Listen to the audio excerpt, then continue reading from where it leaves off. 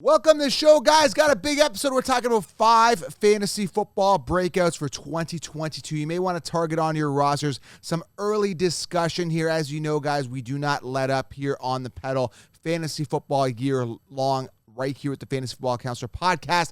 This show is brought to you by, and listen to this, we got some major giveaways from pristineauction.com. Listen to these giveaways, okay, for the Super Bowl. And to enter, all you got to do is go to pristineauction.com, sign up using code SWAGLION. We got a Travis Kelce signed framed jersey, Jamar Chase signed jersey, T. Higgins helmet, Stephon Diggs football, Cam Akers signed jersey, guys. Compliments of Pristine Auction. All you got to do, it's simple, guys. Go to pristineauction.com, sign up using code SWAGLION. You're entered for this draw.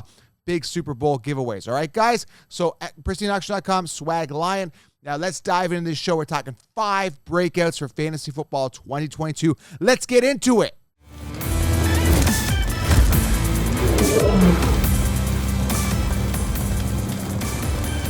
All right, guys, let's dive into these breakouts. If you're new to the channel, hit subscribe. Just hit that subscribe button. Lots of amazing content, giveaways, and, of course, interviews. Everything here for football and fantasy football. So click subscribe and comment below. Love to hear your feedback on who you think is going to break out. All right, let's dive into it. First person here. Now, he had a little bit of a mini breakout, I would say. Finished 18th in fantasy points amongst quarterbacks. The guy I'm talking about is Mac Jones at quarterback. Now, with quarterback, I like to get those home run hitters at this position. I don't mess around. I usually get the guy that finished relatively good the year before. Not the guy that finished on top, because the guy that finished on top tends to go down a bit. For example, last year in 2021, everybody was on, let's say, Lamar Jackson or Pat Mahomes. I was like, you know what? I'll take Justin Herbert round 5. Thank you. And sure enough, Justin Herbert did, and it had an amazing year. Finished second amongst quarterbacks. So I kind of look for that diamond in the rough a little bit. And I wouldn't say diamond in the rough, a guy that didn't finish top 3, so I don't waste a second round pick on him, okay? But Mac Jones is a guy that I could probably get as a backup next year that could actually finish top 5, maybe even top 10. Now, here's the thing with him. 18th in fantasy points. We already kind of said that. But that was his first year. He didn't really have a lot of receivers. He had Jacoby Myers as his number 1 target at 126 targets. That's just not enough. I don't think he's a good enough receiver. I think they need to beef up the receivers. And you know the Patriots, they always mess around with a mediocre wide receiver. So I'm hoping that they give him better receiving options. He had Hunter Henry there for 76 targets. Again, nothing to get super excited about, but I think Mac Jones has that potential. I mean, he was, 13th in passing yards. I'd like to see that go up. He only had 3,801 passing yards. His touchdown to interception ratio wasn't the greatest, either 22-13.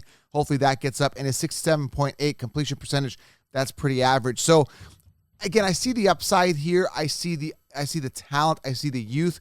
And I see a guy that could be really fantasy relevant moving forward for many years to come, okay? So, again, finished 18th, so he's not going to be on a lot of people's radar, but I still think he's a guy that could be really efficient and a guy that could have some upside moving forward, okay? Big breakout year is due for Mac Jones, and he did relatively decent in his young rookie year, okay? So Mac Jones has a little bit of an upside, and I'm excited for him, okay? Second player here is Cam Akers. Now, Cam Akers had himself a decent postseason, excluding the Super Bowl here. We're just talking his playoff games. But 54 attempts, out-attempted his competition, Sony Michel, who only had 24 attempts.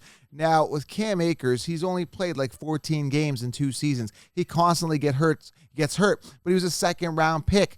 He is due, and we saw it in the postseason. We saw it, right? He is a guy that the Rams definitely want to feed. They want to make him the workhorse guy. Darrell Henderson, everyone's like high on Darrell Henderson. I'm like, no, years to us, we're not wild. He's just not that good.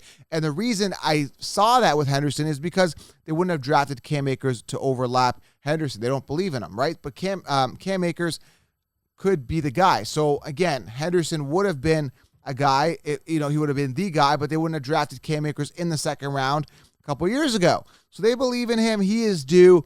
The key is he's got to stay healthy. That's the biggest problem with Cam Akers moving forward. Again, only played 14 games in 2 seasons. Really, really unacceptable for a guy that is your workhorse running back. So he's just not getting it done. He's always getting injured. If he stays healthy, this guy could rocket next year. I don't know what his ADP is going to be. I'm assuming around second round. Second round value pick, probably. I mean, a lot of these second round picks end up falling off anyway. For the most part, we see it with Antonio Gibson not performing where he should have, and a ton of other running backs that just don't get it done. So you got to load up on these running backs. Robust RB strategy, and I talk about that in the 16-round draft, so you should make sure you get it below.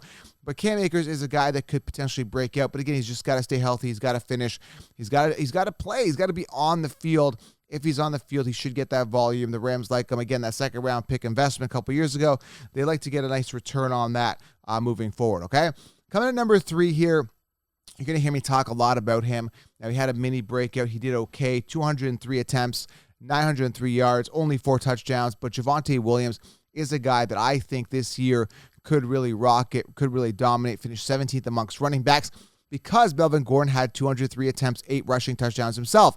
So Melvin Gordon is being phased out. That is my opinion. He's only had one 1,000-yard rushing season. I believe Melvin Gordon is just not that good. His best season was 2017 for Melvin Gordon. It's time to move on from Melvin Gordon. Javonte Williams has to run wild. There's a big age gap. I think Javonte Williams is like 21, 22. Melvin Gordon's like 28, 29. A lot older, but Javonte Williams is a guy that has to and will and should get it done here for the Denver Broncos. The future of the Denver Broncos running back committee there, or he should just be the sole workhorse running back. Again, a second-round pick out of 2021. They obviously believe in him. They obviously want to make him the workhorse. And out of his rookie year, he still got 203 attempts. That should be at 300 attempts this upcoming season. Melvin Gordon's going to be phased out, and he could have a massive breakout season. And I think as of right now, I see the Kaships have him top 10. So they are seeing what I'm seeing for once, which is pretty wild. But yeah, I definitely see the upside there. Now, there's a ton more breakouts. There'll be a ton more videos I'll be doing. This is a very early list, but I had to get this out for you, get you guys some names, okay? So again, if you are new to the channel, make sure you guys click that subscribe button and get that 16-round draft solution because all of the breakouts, all the sleepers, everything's going to be in the solution. Scrap the draft kits. Click below. Number 4 here, Gabriel Davis. Obviously, a lot of talk about him after the big game in the playoffs this past postseason in 2021. But here's the thing. Let's talk about Gabriel Davis. He's 22 years old, going into his 3rd season, okay? 6'2", 216, prototypical, nice physique for a wide receiver, a capable one. He was a 4th-round pick in 2020 out of Florida. Now, his postseason numbers look phenomenal. 13 targets, 10 receptions, 5 touchdowns, and 242 yards, okay? Diggs had 0 touchdowns in the postseason, all right? Just to put that in perspective. Now, Emmanuel Sanders, they're going to phase him out. He's going into, his 12th or 13th season. Emmanuel Sanders is not the deal, okay?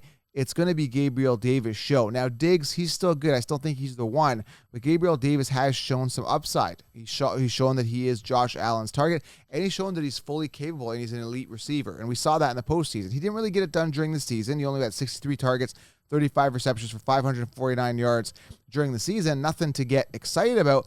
But in the postseason, he showed us that he can do it. He showed us that he can be the go-to guy, clutch, get it done, and very capable. So I am excited about him. I am a little cautious about Diggs being there. When I draft a wide receiver, I always try to aim high on the depth chart, always try to get that wide receiver one.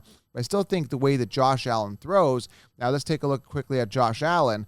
Josh Allen, when you look at it from an attempt standpoint, is actually 4th in attempts. And that's something that I look at when I look at my quarterbacks, I look at my wide receivers. I like a quarterback that throws a lot, but also gets some stuff done on the ground. And Josh Allen is the all-around back for fantasy. And I think that with this amount of attempts, I think Gabriel Davis, now that he's emerged, could be the top guy or one of the top guys there, enough to be a solid wide receiver 2 on your roster. But still, very early to tell. But I am excited as a guy that could really break out. And I know he had a mini breakout in postseason, but can really break out in the season. Okay, Gabriel Davis. And coming at number 5, you're going to hear me talk about this guy a lot. As a sleeper and stuff like that. But I think Devontae Smith is going to be slept on. I think he's a guy that could really have a major breakout season. And I'll give you kind of the pluses and minuses to this. Now, Devontae Smith finished 30th amongst wide receivers in PPR. He had 104 attempts, 64 receptions, and 916 yards. So under 1,000 yards, not bad. 5 touchdowns. That's definitely going to go up. So I still think the ceiling is yet to go up. He is the primary target there with Hurts. Now, Rigor is there. They have some other options. But I think Devontae Smith, based on talent and based on rapport and based on the targets I'm seeing, Devontae Smith is the guy. Now, there is one knock to this, and that's Jalen Hurts. Now, Jalen Hurts runs a lot. That's the problem. And when you look at it from a attempt standpoint, which I just stated, that I like the fact that, Josh Allen throws a lot in these guys. Jalen Hurts is 21st in attempts, which was 432 based on last year. He had 139 rushing attempts. That is crazy. When you look at that, he's number 1 in rushing attempts ahead of Lamar Jackson. Lamar Jackson had 133 rushing attempts, and then Josh Allen had 122. That being said, Josh Allen was 3rd in rushing attempts and still managed to get 4,400 passing yards, and was one of the top guys in attempts with 646, as I just stated. So there's still a ton of upside for Jalen Hurts. I totally believe that he is a guy that could get more involved in the pass, like just throw more, period. You just got to start throwing more, right? And I know he's under pressure a lot, so I guess maybe they're going to improve the O-line and stuff like that. But anyway, bottom line is I think Devontae Smith is going to be a breakout this year. I think the talent is there. I think the youth is there. And I just think that overall that rapport with him and Hurts is going to be phenomenal. And based on the rookies last year, we saw, Jamar Chase really have a breakout season and really, reach the top. Jalen Waddell had a good season. But I still think, based on Devontae Smith's draft capital, drafted first round, 10th overall, I believe. What was he? 10th overall out of Alabama. This is a guy that, is going to still grow. Didn't get the growing done that people thought. And with wide receivers, they don't really tend to really have those major breakout seasons in their rookie season. Remember a couple years ago, it took a while for these guys to get groomed, right? Second year, third year, they really take off. And I think Devontae Smith, it could be that guy that could be special. But we need Jalen Hurts to throw the ball more, okay? So 5 breakouts there. Mac Jones, Cam Akers, Javonte Williams, Gabriel Davis, and Devontae Smith from the Eagles. 5 breakouts there for you guys to maybe consider. Now, we got to see where their ADPs are. Some of these guys may be going higher, maybe very expensive, but I like the talent. I like the value potentially going into 2022. All right, guys, subscribe, thumbs up, and head over to pristineauction.com. Use code SWAGLION. Create an account, guys. Go do that right now. You're entered for some amazing giveaways moving forward from pristineauction.com. Use code SWAGLION. Go create an account. Thanks for being here, guys. Drop your breakout below, and I'm out.